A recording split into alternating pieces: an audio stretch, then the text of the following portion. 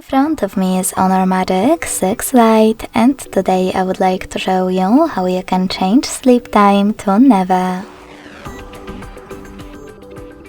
Begin by opening Play Store and downloading free app called Caffeine. Keep screen on. Caffeine.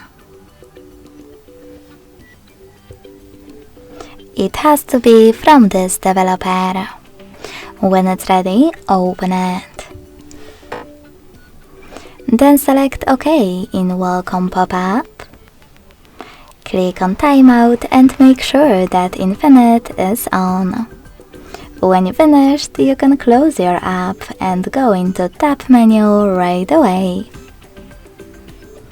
Then click on this icon of a pen and the paper, I guess, at the top right corner to edit your shortcuts. And click on Edit Shortcut Switch. Now scroll down, look for Caffeine shortcut, hold it and drag it to Tab menu. Place it wherever you want to. Oh, I guess I don't have a slot left, so I have to switch it. And when you're ready, hit Done at the bottom right corner.